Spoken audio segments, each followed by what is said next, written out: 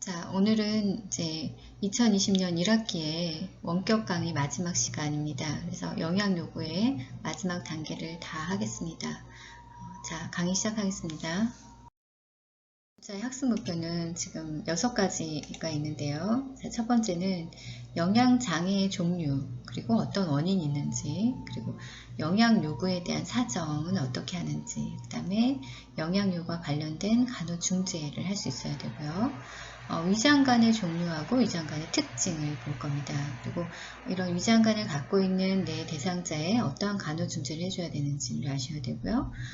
비경구 영양을 위한 이런 간호중재를 인지할 수 있는 이 수준 다 6가지가 이번 주차의 학습 목표에 해당하겠습니다. 자, 영양장애의 종류를 볼게요. 이제 6가지 종류가 있는데 일단 앞에서 나오는 거는 오베시티 비만하고 그 다음에 카키시아 쇠약한 거죠. 그 다음에 아노렉시아 밥을 먹지 않는 식욕부진 3가지를 먼저 볼 건데요. 오베시티하다 라고 비만하다 라고 하는 거는 일단 우리가 객관적으로 봐야 되기 때문에 뭐를 측정하냐면 BMI를 봅니다. 자, BMI라는 거는 바디 매스 인덱스, 그래서 체질량 지수라고 그래요. 그래서 이 체질량 지수는 그 키하고 몸무게를 이용해서 그 지방의 양을 측정하는 그런 비만 측정 도구라고 보시면 돼요. 그래서 비만을 판정하는 방법인데 보통 그 정상적인 BMI가 얼마냐면 20에서 25에 해당합니다. 그런데 만약에 내가 과체중이다 라고 보면은 1도 비만이거든요. 과체중이다 라고 보면은 25에서 29.9예요. 그런데 우리가 일반적으로 말하는 비만이 그 2도 비만이거든요. 이거는 30에서 41대 이제 우리가 2도 비만이라고 합니다. 그럼 고도 비만은 뭐냐? 40.1 될 때 우리가 고도 비만이라고 봐요. 그러면 아까 정상 BMI가 20에서 25라고 했잖아요. 그 정도를 넘어서는 건 다 이제 비만을 생각하시면 되죠. 그래서 그렇게 이제 BMI로 측정하고 3두근 피부 두께가 15mm 이상입니다. 아마 뒤에 이제 3두근 피부 두께 측정하는 게 나올 겁니다. 그래서 자기 3두근을 만져볼 때 좀 이렇게 두꺼우면 우리가 어깨에 이렇게 많이 살이 찌잖아요. 이제 이런 것도 들어가는 거죠. 그리고 하루에 500칼로리 정도를 감소하게 되면 일주일에 0.5kg를 감소할 수 있어요. 그러니까 이제 500칼로리를 좀 덜 먹게 되면 내 체중이 어느 정도 빠지는가를 이렇게 생각할 수 있는 거죠. 자, 그 다음에 쇠약하다는 거는 카키시아라고 하는데 신체 조직이 전반적으로 많이 그냥 엄청 마른 거예요. 그래서 이거는 어떻게 측정하냐, 이 BMI로 측정하는 게 객관적이잖아요. 그래서 아까 BMI가 20에서 25가 우리가 정상이라고 했으면 16 이하일 때 우리가 아주 쇠약하다라고 봅니다. 아노렉시아 같은 경우는 어떤 질병이 있다든지 이래서 식욕부진이 생긴 거예요. 그래서 미각이나 후각에 문제가 있다든지 구강에 문제가 있어서 아예 못 먹는다든지 너무 스트레스풀하다든지 우울하다든지 이러면 아노렉시아 빠지잖아요. 그래서 이런 신경성 식욕부진은 보통은 이제 그 안전된 체중, 내가 원래대로 가지고 있는 체중의 한 25%까지 감소하는 이런 정신장애를 우리가 신경성 식욕부진이라고 봅니다. 이어서 영양장애 종류를 더 볼 건데요. 자, 4번째는 나오제 오심이라든지 구토라든지 위장에 가스가 찬 것도 이제 장애 원인이 될 수 있어요. 그래서 오심은 어떤 구토 중추가 있는 연수의 어떤 특정 부위를 많이 자극하면 이제 발생할 수 있어요. 그래서 오심이 나타날 때는 어지럼이라든지 발한이라든지 얼굴이 막 창백해진다든지 이런 것들이 함께 나타나기도 합니다. 그래서 나오자가 좀 가라앉게 되면 그때 이제 수분과 영양 섭취를 좀 해주시면 되고요.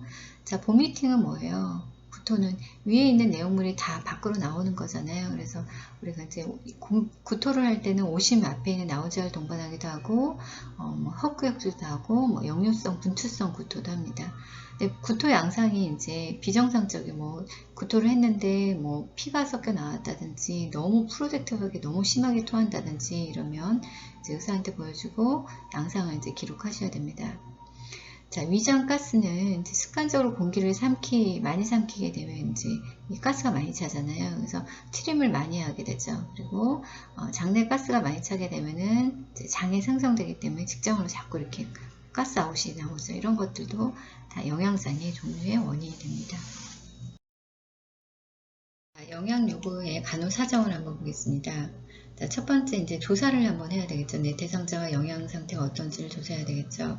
자, 이런 영양 조사는 영양이 결핍되었는지, 영양 문제를 가지고 있는지 이런 사람들을 위해서 뭔가 객관적으로 뭔가 평가를 해야 되는 거죠. 저희 교재 517페이지를 한번 볼게요. 517페이지에 보면 그림 21.3에 그 간이 영양 사정 도구가 있습니다. 이제 이 사정도를 통해서 점수가 몇 점 이하면 이 사람 문제가 있다라고 보는 거죠. 자, 봅시다. 517페이지를 보겠습니다. 이제 그 점수 영양조사 항목을 보니까 A에서부터 지금 R까지 나와 있잖아요. 근데 첫 번째는 A에서부터 F까지, 그러니까 왼쪽에 나와 있는 걸 먼저 보는 거예요. A에서 F까지 조사해가지고 그 합계 점수가 10일이나 그 이하가 체크된 거예요. 만약에 10일 정도가 체크된 거예요. 그러면 영양이 불량 상태라고 보기 때문에 다시 G에서 R까지 조사해서 그 합계 점수를 영양 상태를 사정하는 거예요. 그래서 A에서 F까지를 한번 쭉 해보시고 내 점수가 만약에 12점 이상이에요. 그러면 다시 G로 넘어갈 필요가 없는 거예요. 근데 A에서 F를 했더니 점수가 12가 되지 않아요. 그러면 다시 G에서 R까지 조사를 하시면 됩니다.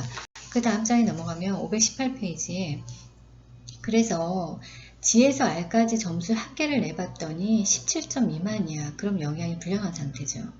그리고 A에서 R까지 점수를 총 합계를 계산해 봤더니 17에서 23.5밖에 되지 않아. 그러면 영양이 불량이 위험 상태에 빠지는 겁니다. 이제 그거에 맞춰서 우리가 이제 트리트를 해줘야 되는 거죠. 자, 두 번째는 이제 간호력을 보셔야 되는데요.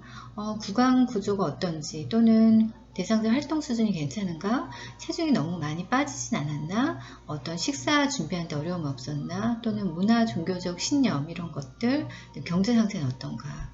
또는 뭐 보조식품을 섭취하고 있는가? 이런 것들을 이제 조사합니다. 그 다음에 이제 신체 검진하는 거죠. 피부 상태가 괜찮은가? 머리카락 너무 드라이되어 있지 않은가? 또는 손톱이나 눈 점막 이런 것들 다 보면서 내 대상자가 지금 영양이 불량하다든지 아니면 정상적인 영양 상태인지를 판단하게 되는 겁니다. 다음은 체중 감량을 계산하는 거예요. 그래서 이제 평소 체중과 이제 현재 체중이죠. 그리고 체중 감소 비율을 확인하는 건데 어디 나와 있냐면 지금 저희 교재 518페이지에 나와 있는 표거든요. 그래서 그 표를 보게 되면 이렇게 이제 그 체중 변화율이 나옵니다. 그래서 이 체중 감소율, 체중 변화율을 어떻게 보냐. 일단은 평소 체중분에 그 원래 평소 체중하고 현재 체중을 빼는 거예요. 그래서 곱하기 100을 하면 그 체중 변화율이 나옵니다. 그래서 1개월 동안 5% 이상, 5% 정도 감소했어. 의미 있는 체중 감소인데 1개월 동안 5% 이상이면 이제 심한 체중 감소라고 보시면 돼요. 그래서 이 체중 변화율을 보고 이 내 대상자가 얼마나 영양 결핍이 지금 되어 있나를 이제 객관적으로 볼 수 있는 거죠. 자, 식이력 같은 경우는 이런 음식과 액체의 그 섭취 습관이라든지 뭐 선호한 음식, 그 알레르기 이런 소화기 문제 이런 것들을 알아보는 거죠. 그래서 이런 그 대상자의 전형적인 그 식사 형태를 일단 기술하면서 주말을 포함해서 3일 동안 그런 음식물 섭취에 대한 자세한 기록을 하도록 일단 요청합니다. 그래서 그렇게 해가지고 이제 정확하게 간호사는 칼로리를 계산할 수 있어야 돼요. 그래서 요즘에 이제 컴퓨터를 사용해서 이런 영양소나 에너지 섭취를 쉽게 산출할 수 있습니다. 캠프로 4.0을 넣어가지고 거기에 맞춰서 이제 계산하는데 이제는 영양사랑 같이 하시면 돼요. 간호사 혼자 하는 게 아니라. 그래서 이렇게 내 대상자에 얼마나 칼로리가 들어가는지를 계산할 수 있는 것도 있다라는 겁니다. 알아만 두시면 될 것 같습니다. 다음은 신체 계측인데요.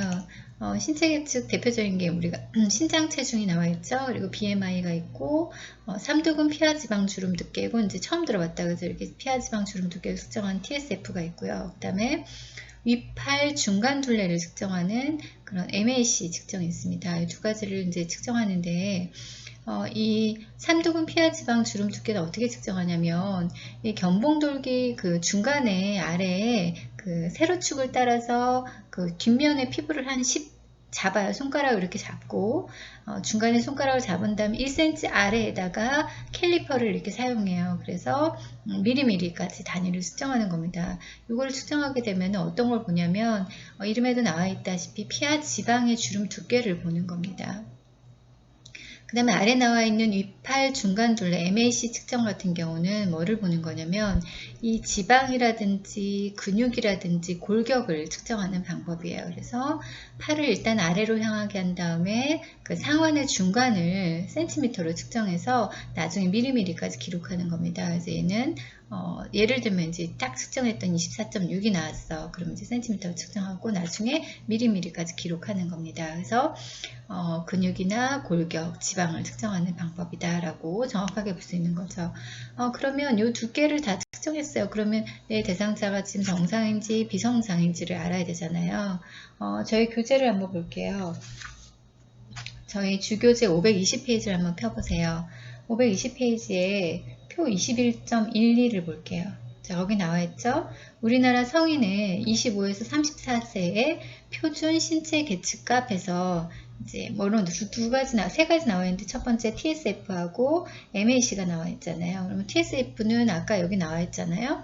이게 피하 지방 두름 두께를 측정하는 건데 남자가 9.5, 여자가 18.2, 여자가 조금 더 두껍다, 그죠? 그 다음에 중간 상한 둘레 측정 MAC 같은 경우는 남자가 30.3, 여자가 26.3, 남자가 더 이제 근육이나 골격이 더 높기 때문에 이제 그렇게 높게 체크되고, 그 아래 나와 있는 중간 상한 근육 둘레는 MAMC 같은 경우는 이 앞에 나와 있는 TSF하고 MAC를 계산하는 방법이에요. 그 두 가지를 가지고 계산하는 건데, 그래서 남자가 24.5, 여자가 19.5 이렇게 남자가 좀 높습니다. 그래서 중간 상한 근육 둘레는 뭐를 보냐면 그 신체 질량이라든지 골격 근육량 이런 것들을 보는 겁니다. 그래서 저희 교재에 519페이지 나와 있어서 그냥 보시기만 하면 될 것 같아요. 그래서 우리가 MAMC를 뭐라고 하냐면 위팔 중간 부위 근육둘레 이렇게 얘기하거든요. MAMC는. 그래서 위팔 중간 부위 근육둘레는 지금 519페이지 오른쪽 단락에 나와 있죠. MAMC는 어떻게 하는 거냐면 MAC, 그러니까 MAC는 아까 앞에 뭐였어요? 위팔 중간 둘레였잖아요. MAC 마이너스 0.314 곱하기 TSF 뭐예요? TSF는 3도근 피하지방 주름 두께 요 계산을 하게 되면은 MAMC가 나오는 거예요. 그래서 이 두 가지를 가지고 내 대상자의 체질량 질량이라든지 신체 질량이라든지 골격 근육량 MAMC를 체크할 수 있습니다. 그래서 이런 것들이 있다라는 거 알고 계시면 될 것 같아요. 자, 생화학 검사도 영양 요구에 사정 요구에 들어갑니다. 그래서 첫 번째 이제 그 혈청 알부민, 트랜스페린 이런 것들이 있는데 어떤 것들이 생화학 검사를 보냐면 CBC라든지 뭐 알부민, 그 전해질, 요소질소, 그다음에 크레아틴 콜레스테롤, 트랜스페린, 헤모글로빈 이런 것들 있죠. 그냥 요 생화학 검사만 봐도 만약에 적혈구나 헤모글로빈이 떨어져 있어요. 그러면 이 환자는 빈혈이 있구나 라고 볼 수 있는 거죠. 그죠?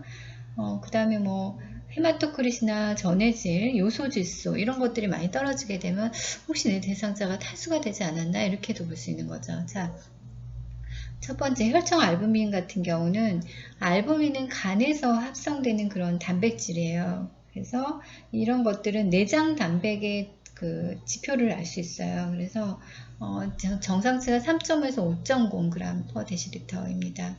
그 다음에 트랜스페린 같은 경우는 철분과 결합해서 그래가지고 혈장을 통해 운반되는 운반 단백질이라고 보시면 돼요. 트랜스페린. 그래서 이것도 내장 단백 상태의 지표가 됩니다. 그래서 정상치가 200mg/dl 이상으로 보시면 됩니다. 다음 생화검사는 총 림프구수하고 소변 요소 질소인데 첫 번째 나와 있는 총 림프구수 같은 경우는 토탈 림포사이트 카운트라고 합니다. 그래서 이거는 그 면역력을 결정짓는 그런 요소라고 보시면 돼요. 그래서 영양 불량이 있게 되면 이런 면역력과 관련이 깊죠. 그래서 정상치가 보통 어떻게 되냐면 1500에서 1800 세제곱밀리미터라고 보시면 됩니다.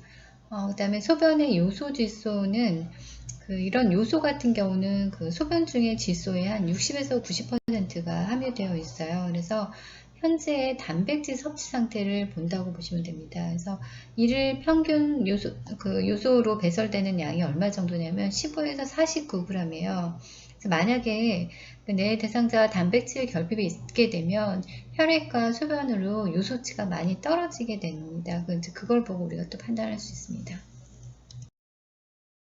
그 연하곤란을 사정하는 건데요. 연하곤란이라는 거는 말 그대로 삼키기가 어렵다는 거예요. 그러니까 내 대상자 음식을 줘도 삼킬 수가 없어요. 그러면 당연히 영양 상태가 떨어지겠죠. 어떤 사람들이 그러냐면 뇌졸중에 있는 그런 노인이라든지 머리나 목에 방사선 요법을 받고 있는 그런 캔서 환자들도 삼키기가 어렵습니다. 또는 뇌신경에 문제가 있어서 이런 사람도 삼킬 수가 없어서 우리가 이제 연하곤란이 있다라고 보는 거죠. 그래서 연하곤란이 있게 되면 합병증이 생기는데 어떤 것들이냐면 내가 삼킬 수가 없기 때문에 잘 못 삼키니까 어떤 흡인성 폐렴이 생긴다든지 잘 못 먹기니까 탈수나 영양 상태가 저하되면서 체중 감소까지 생기는 게 이제 연하곤란의 합병증이죠. 그러니까 연하곤란이 있게 되면 내 대상자가 충분히 밥을 못 먹으니까 영양 상태가 많이 급격히 떨어질 수 있습니다. 그래서 이 연하곤란이 있는 사람들의 증상을 보게 되면 먹는 동안 계속 기침해요. 우리가 잘못 먹으면 어떻게 해요? 살이 들면 계속 기침하잖아요. 그래서 기침하고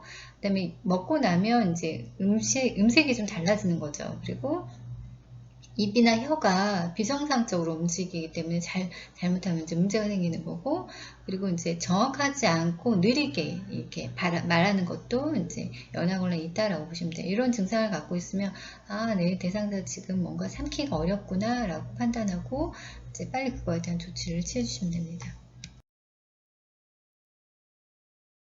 영양요과 관련된 간호중재에서 시기를 보겠습니다. 자, 시기는 여러 가지가 있고, 그 다음에 매번 나오기 때문에 좀 중요하다고 보시면 돼요. 자, 첫 번째 일반 시기는 우리가 레귤러 다이어트, 그래서 표준 시기라고 합니다. 그래서 평소에 건강인의 식사와 동일하다고 보면 돼요. 그래서 약 2000에서 한 2500칼로리 정도의 균형 잡힌 식사가 제공되는 겁니다. 그래서 이런 칼로리가 제공되려면 보통 한 단백질이 한 15%, 탄수화물 50%, 지방 35%에서 정상인의 건강식이라고 보시면 돼요. 그 다음에 경식은 라이트 다이어트라고 해서 수술 전이나 일반식에 적응되지 않는 그런 대상자들한테 씁니다. 그래서 쉽게 소화가 되고 위를 쉽게 비울 수 있는 그런 음식이에요. 그래서 어떨 때 또 많이 쓰냐면 연식, 그러니까 뒤에 나와 있는 소프트 다이어트에서부터 일반식으로 옮기는 그 사이에 전환기 음식으로 경식을 좀 쓰기도 합니다. 그래서 어떤 것들을 제한시키냐, 약간 지방 있는 음식을 많이 제한시켜요. 튀긴 음식이라든지 이런 가스 형성 음식이라든지 날음식 이런 것들 다 제한시키고요. 또 섬유소를 많이 포함하고 있는 곡식이나 생채소 이런 것들도 제한하는 게 이제 경식의 특징입니다. 그 다음 이제 연식 같은 경우는 소프트 다이어트라고 해서 이거는 이제 충분한 열량을 함유하고 있다고 보면 돼요. 그래서 거의 일반식과 같이 충분한 열량이 다 거의 다 함유되어 있고요. 얘는 약간 반고형의 상태예요. 그래서 씹기가 쉽고 부드럽고 소화하기 쉬운 반고형 상태의 약입니다. 식입니다. 그래서 삼키거나 씹거나 하는데 문제가 있는 이런 대상자한테 주로 처방해서 또는 수술 후 회복기에 있는 대상자한테 처방합니다. 그래서 음식을 갈거나 다지거나 이런 부순 상태로 이제 만들어 놓은 게 소프트 다이어트 연식입니다. 그래서 연식은 또 너무 이렇게 거칠거나 섬유질이 많은 음식이거나 기름진 거는 다 제한한다라고 보시면 돼요. 다음 시기는 유동식입니다. 그래서 유동식은 우리가 수술 전이나 위장 관계 이런 문제 때문에 그런 걸 회복을 좀 시켜주려고 농도를 변형시킨 시기를 유동식이라고 그래요. 리퀴드 다이어트인데, 자, 리퀴드 다이어트는 두 가지로 나눌 수 있어요. 이제 클리어 리퀴드에서 맑은 유동식과 뒤에 나와 있는 풀 리퀴드에서 전 유동식으로 나눌 수 있습니다. 그래서 이런 유동식이라는 거는 뭔가 농도를 변형시키는 거다라고 생각하시면 되고, 자, 첫 번째 맑은 유동식 같은 경우는 물이나 차, 커피, 뭐 육즙, 주스 이런 것들에 뭐예요? 딱 보면은 갈증이나 수분 공급, 갈증을 해소시키거나 수분 공급의 목적으로 쓰는 거예요. 그래서 이런 시기 같은 경우는 수분이나 탄수화물은 제공이 되는데 어떤 단백질이라든지 지방, 비타민, 무기질 이런 것들은 열량이 공급되지 않는 시기입니다. 그래서 오랫동안은 먹기는 좀 어렵겠다고 해서 보통은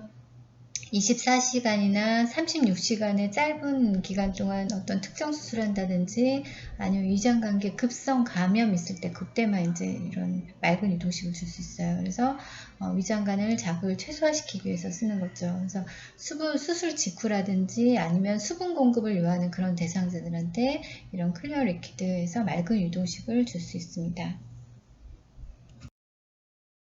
다음은 이제 앞에서 얘기했던 유동식 중에 풀 리퀴드에서 전 유동식이에요. 그래서 이런 전 유동식 같은 경우는 아이스크림과 같이 상온이나 체온에 의해서 액체가 되는 음식이라고 보면 돼요. 그래서 어떤 위장 관계에 장애가 있다든지 아니면 고형이나 반고형 음식을 섭취하기 아주 힘든 대상자들한테 이게 풀 리퀴드를 줍니다. 근데 이거는 어떤 과일, 야채 주스, 크림 스프, 우유, 미음 이런 것들이기 때문에 이런 철분이나 단백질 열량이 좀 낮아요. 그래서 장기간 동안 공급되긴 좀 한계가 있다라고 보면 돼요. 그래서 어떤 우유가 좀 포함된 것들은 이렇게 콜레스테롤 함량이 좀 높을 수도 있고요. 그리고 이런 장기간 이렇게 액체만 줘야 되는 대상자한테 경우에는 균형 잡힌 그런 그 열량을 줘야 되기 때문에 경구용 영양 보충제를 같이 투여할 수 있습니다. 그래서 대상자가 많은 양을 먹기 힘들어할 때는 하루 6번 이상 주는 것도 괜찮습니다. 그래서 과일이나 야채 주스, 크림 수프, 우유, 미음 이런 것들이 풀 리퀴드 전 유동식이다 라고 보시면 됩니다. 치료 시기를 한번 볼 건데요. 국가고시 매번 한 3번 정도 나왔기 때문에 꼭 보셔야 되는 겁니다. 그래서 지금 PPT에 빠져 있는 거는 본인이 필기 하시면서 쓰시면 됩니다. 자, 첫 번째는 내성 시기가 있는데요. 내성 시기라는 거는 수술하고 나서 어떻게 바로 음식을 먹을 수 없잖아요. 그래서 이런 위장장애와 같이 음식을 섭취할 수 있는 능력이 변화되었을 때 단계별로 올라간다는 거죠. 그래서 처음에는 유동식, 맑은 유동식, 마시는 종류, 물이나 이런 유동식, 수분을 좀 섭취했다가 그 다음에 연식으로 바꿨다가 장 운동이 어떻게 정상화가 되면 이제 일반식으로 가는 이런 식의 패턴으로 가는 거죠. 갑자기 그냥 밥을 주진 않기 때문에. 그래서 이걸 내성식이라고 하는 거고, 자, 치료 시기, 제한 시기라는 거는 뭐 나트륨이나 지방, 섬유소 이런 거를 대상자 상태에 따라 조금 이렇게 제한하는 거죠. 그래서 당뇨병 대상자한테는 우리가 당뇨 시기를 주고 어떤 심혈관계 이런 문제가 있는 사람한테는 나트륨을 제한하는 시기를 줘야 되잖아요. 그래서 저섬유식이라는 거는 이제 변양을 좀 감소시키기 위해서 우리가 이제 주는 게 이제 저섬유식이는 거죠.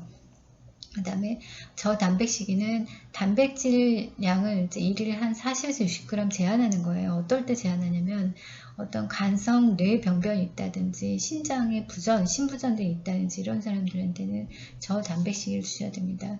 그 다음에 저지방식이 같은 경우는 포화지방산이나 콜레스테롤을 좀 제외시키는 거예요. 그래서 고지혈증 환자라든지 지방 흡수 불량 이런 환자한테 이제 이런 그 담낭 질환 이런 것들이 있는 사람들한테 저지방식을 줍니다.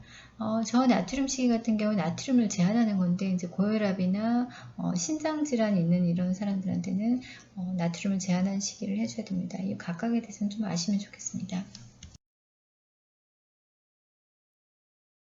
저희 교재에 522페이지에 나와 있는 그 수술 전이나 위장관계 문제로 인해서 회복기에 그렇게 필요한 시기의 종류입니다. 그래서 좀 보시면 좋을 것 같은데 앞에서 이미 얘기했던 건데 다시 한번 볼게요. 자, 맑은 유동식은 어땠어요? 지방질을 포함하지 않은 어떤 국물이나 차, 육즙 이런 물만으로 구성된 것도 있죠. 그래서 갈증 해소나 수분 공급을 목적으로 주는 게 이제 맑은 유동식이었잖아요. 그래서 이 맑은 유동식 같은 경우는 충분한 열량을 공급하지 못하기 때문에 하루나 이틀 정도 줄 수 있죠. 그래서 차나 육수, 그러니까 지방을 제거한 그런 육수라든지 뭐 카페인이 함유되지 않은 커피라든지 잘 걸러진 과즙이라든지 맑은 과일 주스 뭐 이런 것들, 사탕, 이런 젤라틴 이런 거가 맑은 유동식에 해당하는 거고요. 전 유동식 같은 경우는 맑은 유동식을 포함한 다음 음식이에요. 그래서 우유나 뭐 푸딩, 채소 주스, 그다음에 아이스크림, 요구르트 이런 거죠. 그래서 아까 그 전 유동식은 어땠어요? 상온이나 체온에서 액체 상태의 음식이잖아요. 그래서 열량은 가능한데 철분과 섬유질이 좀 부족한 음식이 전 유동식이었죠. 그래서 위장관에 손상이 있는 대상자한테 우리가 전 유동식을 아까 준다고 했습니다. 연식 같은 경우는 맑은 유동식과 전 유동식을 포함한 다음 음식이에요. 그래서 빵하고 시리얼, 부드러운 케이크, 그런 통조림 사과 주스, 그다음에 익힌 채소, 감자나 이런 것들, 그다음에 기름기 없고 부드러운 그런 그 육류도 줄 수 있습니다. 그래서 이런 연식 같은 경우는 어땠어요? 충분한 열량을 함유하고 있죠. 근데 소화 능력이 좋지 않은 그런 대상자나 어떤 수술 후 회복기 있는 대상자한테 이런 것들을 줄 수 있습니다. 그래서 이 각각의 이런 그 음식에 어떤 것들이 있는지를 좀 알아두시면 좋을 것 같습니다. 간호 중재는 그 MPO라 해서 금식하는 거죠. 식사를 보류하는 거하고 엔테럴 뉴트리션에서 경장 영양을 볼 건데요. 자, 이렇게 금식하는 환자들은 어떨 때 금식하냐면 일단 치유를 촉진시키기 위해서 위장관을 쉬고자 할 때, 그러니까 내 대상자가 설사나 구토가 너무 심해요. 그러면 계속 밥을 먹을 수 없잖아요. 그래서 이런 장관을 쉬고자 할 때 MPO를 하고, 또는 어떤 수술이 들어간다든지 뭐 대장 내시경 한다, 위장 내시경 검사 전에도 위장관 내용을 비우고자 할 때도 MPO를 하는 거죠. 또는 수술하거나 고위험 대상자의 흡인을 예방하고자 할 때도 MPO를 실시할 수 있고, 정상적인 장관 운동 회복 시간이 필요한 거예요. 너무 심하게 설사하는 사람한테 계속 음식을 제공하게 되면 이 사람은 설사를 더 심하게 할 수 있거든요. 그래서 이런 정상적인 장관의 이런 운동 시간을 회복하기 위해서도 금식을 시켜주고, 장관 폐색이라든지 급성 위장관에 염증이 있다든지 이럴 때도 MPO를 할 수 있습니다. 그러면 MPO를 하고 있는 대상자한테 우리가 간호를 해주거든요. 어떤 간호를 해주냐면, 이제 PPT에 나와 있지 않지만 구강 위생을 유지시켜주면서 약간 껌 같은 거를, 만약 허락하면 껌 같은 걸 씹을 수도 있게 해주면 돼요. 이렇게 이제 씹는 욕구를 충족시키기 위해서. 또는 뭐 얼음 조각도 가능하면, 이제 만약에 노티파이에서 얼음 조각이 가능하다 그러면 얼음 조각을 입에 물고 뱉을 수 있도록 해주는 것도 좋고요. 그래서 삼키지 않고 이렇게 씹기만 할 수 있는 것들을 해주는 게 좋아요. 그리고 다른 사람이 먹는 걸 또 보는 것도 좋지 않겠죠. MP하고 있는데. 그래서 MP하고 있는데 6인실에 넣는데 다른 사람 밥을 먹는 시간은 되게 불편하겠다. 그죠? 그 다음에 경장 영양 같은 경우는 이미 실습에서 얘기했지만 튜브를 삽입해서 위나 장으로 직접 그 영양소를 제공하는 거잖아요. 그래서 어떤 사람들이 이제 이런 경장 영양을 하냐, 그러니까 삼키기가 안 되는 거예요. 연화곤란이 있거나 아니면 식도 폐쇄가 되어 있어요. 그런데 내 대상자가 음식은 들어가면 소화할 수 있어. 그러면 튜브를 직접 위로 삽입해서 이제 영양소를 제공할 수 있는 거죠. 그래서 위역류 위험이 낮은 대상자한테 쓸 수 있고요. 그 다음에 비위관 영양이나 비장관 영양, 비위관이기 때문에 코에서 위까지 관을 삽입한 겁니다. 그리고 비장관은 코에서 장까지 관을 삽입해서 경장 영양을 하는 겁니다. 자, 영양 요구와 관련된 간호 중재의 이제 두 번째는 식욕 촉진을 시켜주는 건데요. 어떻게 하면 되냐면, 적은 양을 좀 자주 섭취할 수 있도록 이렇게 시기를 제공한다든지, 식사를 하기 전이나 식사를 하고 난 후로 어떤 불편한 치료를 하면 안 되죠. 뭐, 석션을 한다든지 뭐 이런 것들은 안 되겠죠. 이런 거 피해주고, 불쾌한 냄새가 나지 않도록 해주고, 그죠? 그 다음에 식사 전에 구강위생간호를 해주고, 내 대상자가 너무 아프면 또 밥 먹기가 싫겠죠. 그래서 통증을 완화해준다든지, 어떤 심리적인 스트레스가 있으면 그걸 좀 줄여준다든지, 이런 것들이 이제 식욕을 촉진할 수 있는 간호 중재에 들어갑니다. 대상자의 영양을 공급하는 건데요.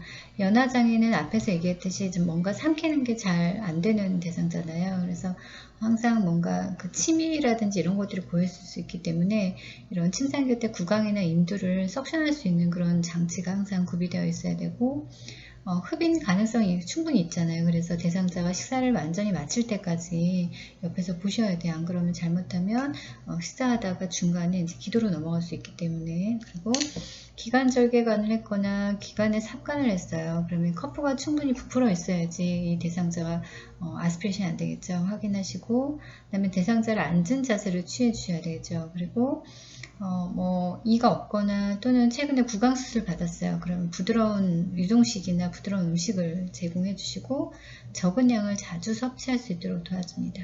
이런 것들이 이제 연화장애가 있는 대상자의 간호 중재입니다. 위장관의 종류 및 특징을 볼 건데요.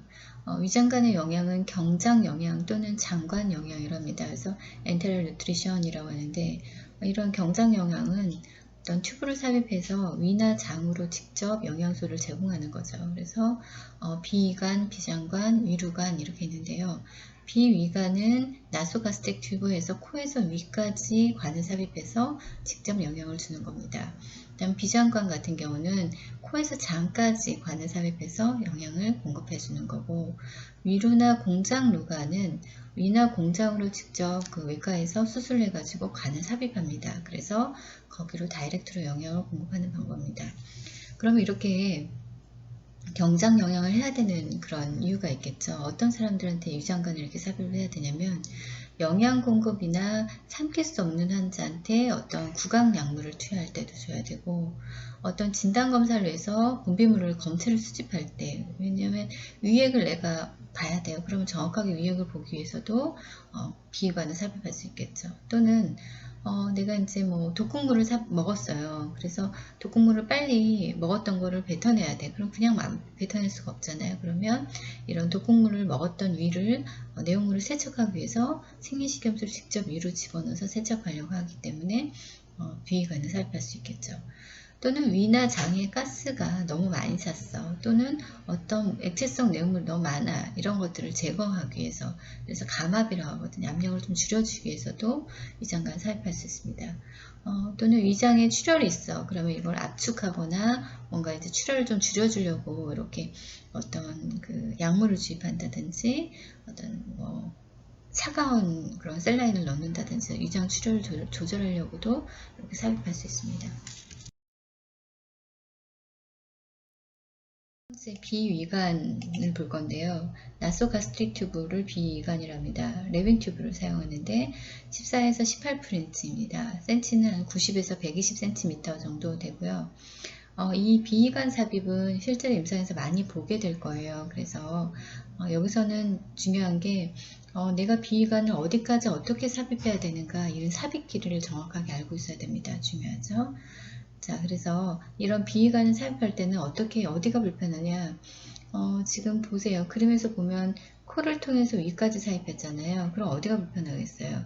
여기 코하고 목 부분이 많이 불편합니다. 그래서 계속 갖고 있어야 되기 때문에. 그리고 위관이 이런 식도 조인근, 여기 앞에 이제 식도 조인근 있잖아요. 여기를 확장시키겠죠. 왜냐면 위관이 꽂아져 있기 때문에.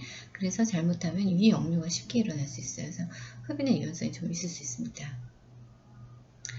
이런 그 비위관을 삽입할 때는 물론 영양을 위해서 우리가 삽입하기도 하지만 어떨 때 또 삽입하냐면 영양 외에도 구토가 너무 심하다든지 또는 직접 투약을 해야 된다든지 어떤 진단적 검사, 그 위에 있는 내용물을 좀 봐야 된다라든지 또는 압력이 너무 많아, 가스가 많이 찼어, 그래서 감압의 목적이나 또는 독극물을 삽입했어요. 그러면 이거를 빨리 세척해야 되잖아요. 그래서 세척의 목적으로도 우리가 비위관을 삽입할 수 있습니다.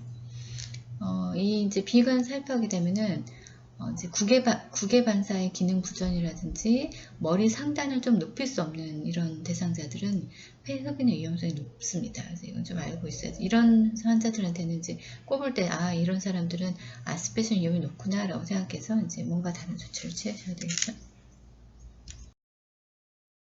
자, 다음은 비위관을 삽입하기 전에 준비사항이나 삽입 과정을 보겠습니다. 비위관 삽입 준비에서 여기서 꼭 알아야 되는 거는 튜브 삽입 길이를 얼마나 삽입해야 되는지, 그리고 어떻게 삽입해야 되는지를 꼭 알아야 되죠. 자, 위장관 삽입 준비는 위에서 그림에서 보듯이 코를 통해서 이렇게 검상도리까지 넣어야 되기 때문에 코로 뭐를 넣는다는 거는 대상자한테 별로 좋은 경험이 아닐 거예요. 그래서 이런 위관 삽입을 하는 과정을 일단 설명해주고 내 대상자가 두려움을 좀 감소시킬 수 있도록 해주는 것도 사전 준비입니다. 그 다음에 삽입 전에 이제 내 대상자의 신체 사정을 보는데 의식 수준은 괜찮은지, 체중은 너무 작거나 너무 많이 나가진 않은지, 체중에 따라서 이런 그 비위관 삽입하는 튜브 길이가 달라지겠죠. 그 다음에 장음은 잘 들리는지, 배는 많이 부르진 않는지, 또는 코로 삽입해야 되기 때문에 코나 구강이 이런 점막 상태는 괜찮은지 보셔야 되고요. 오심이나 구토를 또 너무 많이 하면 또 하기가 어렵겠죠. 그래서 이런 것들도 확인하셔야 됩니다. 이건 꼭 아셔야 되는데 튜브를 삽입하는 길이를 측정하셔야 돼요. 그래서 NEX라고 해서 어디서부터 어디까지 하면 N, 그러니까 노스 코에서부터 E어 귓볼을 지나서 자이포이드 검상돌기까지 길이를 꼭 측정하는 거여서 그 먼저 이 코에서 귓볼을 지나 이 검상돌기까지 이제 먼저 이렇게 측정을 한 다음에 여기다 표시를 해서 표시한 걸 보면서 이제 튜브를 삽입하는 겁니다. 그래서 표시를 하게 돼요. 그래서 어떻게 측정하는지, 어디까지 길이를 측정해야 되는지 아셔야 되죠. 자, 위관 삽입할 때는 그냥 바로 그냥 코를 통해 삽입하는 게 아니라 튜브 끝에다가 윤활제를 좀 바르거나 삽입해야지 좀 더 잘 들어가겠죠. 그 다음에 비강을 통과한 다음에는 비강을 어느 정도 통과하면 대상자한테 관을 좀 삼켜보세요. 침을 한번 좀 삼켜주세요. 이렇게 관을 삼키도록 해주시고요. 그러면 이제 좀 더 쉽게 들어가거든. 다 들어가면 자기가 표시된 끝까지 다 들어가야 되면 이게 잘 들어가는지도 확인해야 되기 때문에 일단 주사기로 흡인을 해봅니다. 그래서 흡인했을 때 위액이 잘 흡인되면 위로 잘 들어간 거죠.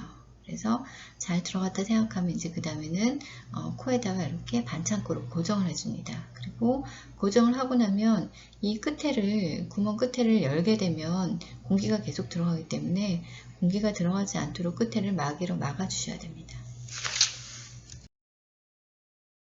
이제 비위관의 목적 중에 위 감압의 목적도 있거든요. 이제 위를 감압한다는 것은 무슨 말이냐면 우리가 지금 갖고 있는 비위관에다가 석션 라인을 걸어요. 그래서 계속적으로 또는 간헐적으로 이렇게 위 안에 있는 그런 체액이나 가스를 제거하려고 하는 경우입니다. 그래서 이런 튜브 끝에다가 벽에 있는 그런 석션기하고 이렇게 연결이 되게 되어 있어요. 그래서 이런 흡인을 하게 되는, 계속적으로 위를 감압하게 되는 이런 설정은 닥터의 처방이라든지 이런 그 간헐 관련 규정에 따르는데 대부분 어떻게 하냐면 저압, 높은 압력을 하면 아프겠죠. 그래서 저압으로 40에서 60mm Hg 정도가 사용된다라고 보시면 되고요.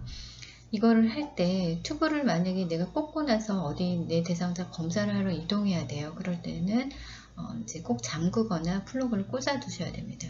그래서 또 이제 약물을 투여하고 나서도 꼭 잠궈 주셔야 됩니다. 그 다음에 비장관은 장에다 직접 초를 갖고 있는 거잖아요. 그래서 음식을 공급하거나 또는 소장에 있는 가스나 수분을 제거하는 데 이제 비장관을 삽입합니다. 그래서 비장관을 삽입하는 길이는 코에서부터 소장 상부까지 삽입하기 때문에 앞에서 비위관 삽입했던 NEX에다가 플러스 23cm이 더 들어가는 거예요. 좀 더 깊게 들어가겠죠. 그래서 어떨 때 이렇게 비장관 삽입하냐?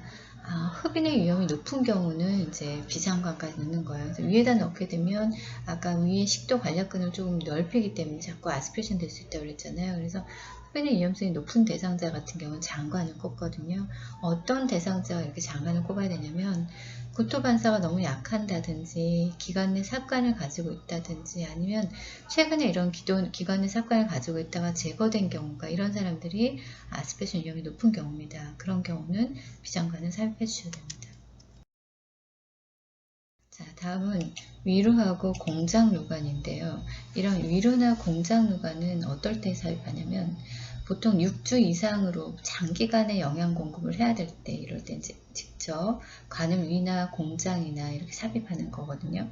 그래서 위루 설치술 같은 경우는 이렇게 지금 이게 위루 설치술이거든요. 그래서 복벽을 통해서 위로 뚫어놓은 외과적 그런 관을 삽입하는 거죠. 아까 비위관은 어땠어요? 코를 통해서 위까지 넣었던 거잖아요. 근데 얘는 어떻게 해요? 직접 그냥 외과적 수술을 통해서 이렇게 누공을 관을 삽입해 버리는 겁니다. 공장루 설치술은 그냥 공장으로 외과적 누공을 만들어서 관을 삽입하는 방법이고요.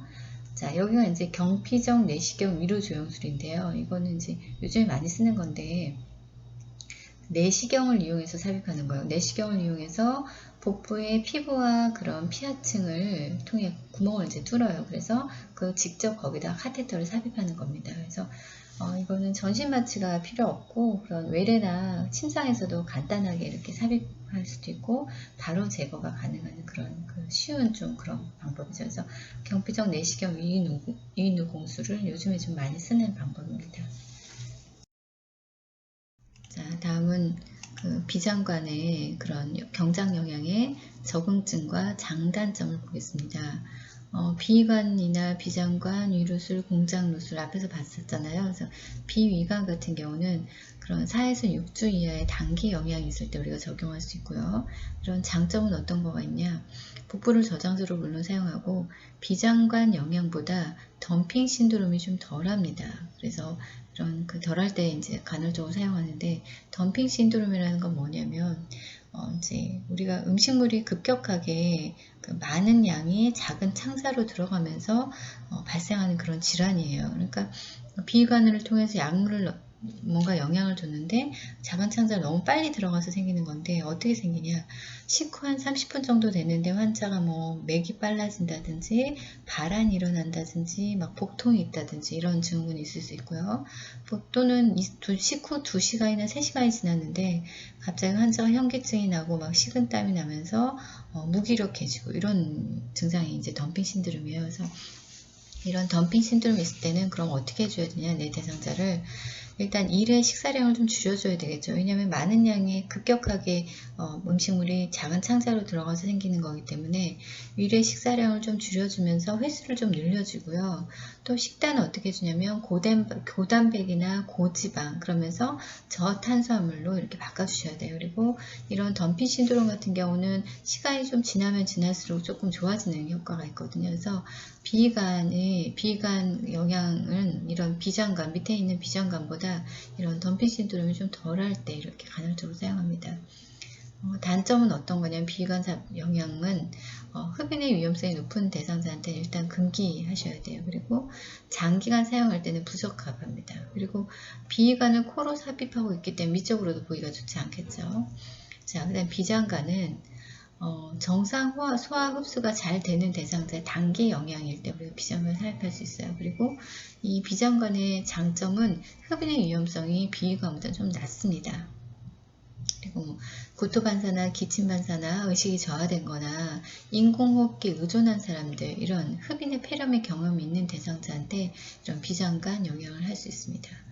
근데 비장관 영향을 하게 되면은 장에 소장으로 갖고 있기 때문에 덤핑 신드롬의 발생 위험이 높아요. 아까 덤핑 신드롬은 어땠어요? 음식물이 급격하게 작은 창자로 들어가기 때문에 발생한 질환이었잖아요. 그러니까 훨씬 더 이 덤핑 신드롬이 높겠죠. 그래서 발생 위험이 높고 이제 간헐적인 한 번에 주입해야 되는 경우는 이 비장관이 적합하지 않습니다. 그래서 장기간 사용해도 비장관은 부적합하다라고 보시면 돼요. 미관상으로도 보기 좋지 않죠. 자, 위루술 같은 경우는 위에다 직접 이제 관을 삽입한 거잖아요. 그래서 기능적 위장관을 가지고 있는 대상자의 그 장기간 사용할 때 가능하고요.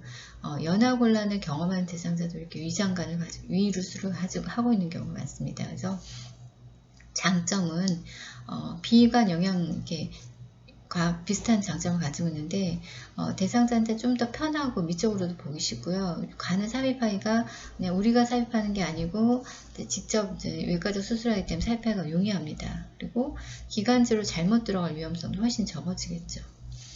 근데 이런 위루술 같은 경우는 위내시경을 할 수 없는 대상자한테는 이런 경피 내시경 위누궁술은 당연히 삽입할 수가 없겠죠. 왜냐하면 이 경피 내시경 위누궁술을 어떻게 했어요? 내시경을 삽입해가지고 하는 거기 때문에 좀 더 할 수가 없겠죠. 그걸 할 수 없는 대상자한테는.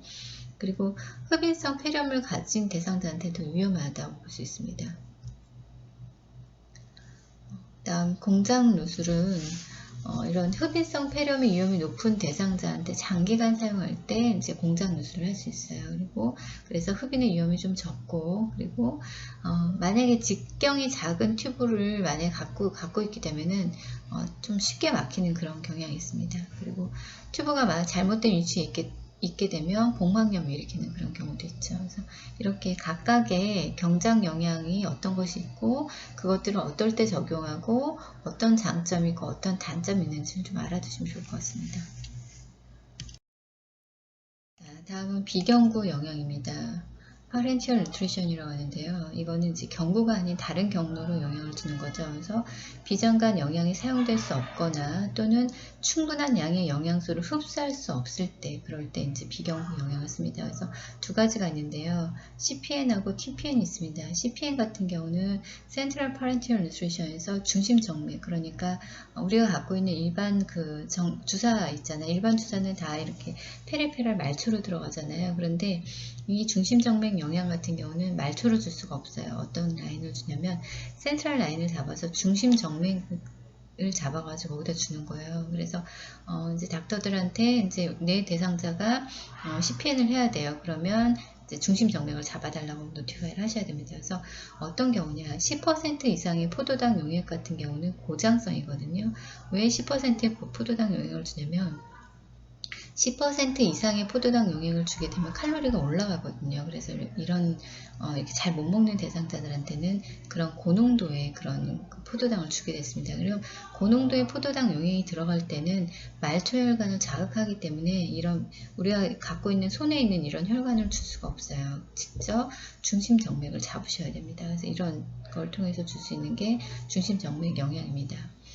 그다음에 완전 비경구 영양은 TPN이라고 해요. 토탈 파렌티얼 누트리션이라고 하는데 구강이나 또는 경장 영양으로 섭취를 하나도 못해요. 전혀 아무것도 먹을 수가 없어요. 그럴 때는 내 대상자들 완전하게 그냥 영양 공급을 어떻게 하냐, 그냥 비경구로, 그러니까 주사제로 다 들어갈 때 이제 완전 비경구 영양 TPN을 한다라고 얘기합니다. 자, 그러면 파렌티얼 뉴트리션 PN 같은 경우는 어떻게 이제 비경구 영양을 시작하냐면 앞에서 얘기했듯이 그냥 일반적인 그 페라페라를 줄 수 없다고 그랬죠. 그래서 어디로 주냐, 경정맥이나 쇄골화 정맥을 통해서 삽입된 중심 정맥 카테터를 씁니다. 그래서 여기 보시게 되면 쇄골화 정맥 보시죠. 이 쇄골화 정맥이나 외경 정맥, 정맥을 통해서 이렇게 직접 그 라이트 아트리움, 그러니까 우심방까지 직접 관을 삽입합니다. 그래서 그 관을 삽입한 대로 우리가 영양을 줄 수 있습니다. 그래서 영양이라고 하면은 그런 뭔가 영양제를 주는 게 아니라 영양 수액을 주는 거죠. 주사액으로 들어갑니다. 그래서 이렇게 꽂고 나면 흉부 엑스레이를 통해서 중심정맥 카테터를 이런 삽입한 위치를 정하게 되는 거죠. 그래서 내가 만약에 쇄골화 정맥에서 이 환자가 오심방까지 잘 들어가 있어. 그럼 엑스레이를 통해서 이 위치가 잘 들어가 있는지를 확인하셔야 됩니다. 그 다음에 주입 시작 전에는 의사 닥터 처방을 일단 확인하시고요. 이거는 주사액이기 때문에 수액 속도를 조절해야 되잖아요. 그런데 이제 많은 양이 들어갈 수도 있고 또는 너무 정확하게 들어가야 될 수도 있기 때문에 인퓨전 펌프에서 G 펌프를 사용하는 경우가 대부분입니다. 그래서 우리가 일반적으로 수액을 들어갈 때 어때요? 가트수를 맞추잖아요. 얘는 가트수를 맞추는 게 아니라 인퓨전 펌프를 통해서 시간당 얼마로 들어가는지 cc를 맞추는 경우가 많습니다. 이렇게 들어간다는 거고, 비경구 영양을 관리할 때는 어떻게 하냐면 이렇게 센트럴 라인을 갖고 있기 때문에 이런 감염이 많이 생길 수 있거든요. 그래서 감염 예방이라든지 그다음에 비경구 영양 체제를 잘 유지하셔야 되고요. 또는 대사나 전해질 또는 용액의 균형이 합병증이 생길 수 있어요. 그래서 그런 것들도 보셔야 되고, 경장 영양이라든지 가정에서 비경구 영양에 대한 이런 퇴원계획 사정도 다 해줄 수 있어야 됩니다. 그래서 이렇게 비경구 영양을 가지고 집에 가는 경우는 대상자 정확하게 알아야 되겠죠. 그런 것들을 사정을 합니다. 자, 다음은 완전 비경구 영양에서 토탈 파렌티얼 뉴트리션 TPN인데요. 이렇게 완전 비경구 영양을 하는 대상자는 어떤 사람이냐면 완전히 중증 영양 불량 상태라든지 위장 관계가 비정상이라든지 혼수 상태, 아무것도 먹을 수가 없어요. 또는 수술 전후나 암 치료 이런 심각한 영양 불량이 있을 때 우리가 TPN을 해야 됩니다. TPN 용액 같은 경우는 이 내 대상자의 개인 영양 상태에 따라 또는 질병 상태에 따라 그 안에 들어가는 용액이 다 달라지거든요. 그래서 좀 다를 수 있고요. 이렇게 TPN을 하게 되면 이렇게 센트럴 라인을 갖고 있게 되는, 센트럴 라인 지금 슈피리어 베나 카바 상대 정맥이나 우심방까지 넣기도 하는데 이렇게 갖고 있기 때문에 이렇게 관을 삽입할 때 기흉도 많이 발생할 수 있고요. 그 다음에 그 중심점액을 통해서 공기가 많이 들어가게 되면 공기색전증도 생길 수 있고, 그 다음에 농도가 높기 때문에 너무 높은 고혈당이라든지 또 안 들어가게 되면 저혈당이 생길 수 있습니다. 또 붓거나 체중이 변화될 수 있고, 섭취량과 배설량이 또 잘 안 맞는다든지, 이런 센트럴 라인을 통해서 감염이 된다든지, 이런 것들이 합병증으로 발생될 수 있습니다. 자, 오늘 강의는 여기까지 하겠습니다. 자, 이번 학기 다 같이 강의 들어주셔서 감사합니다. 수고하셨습니다.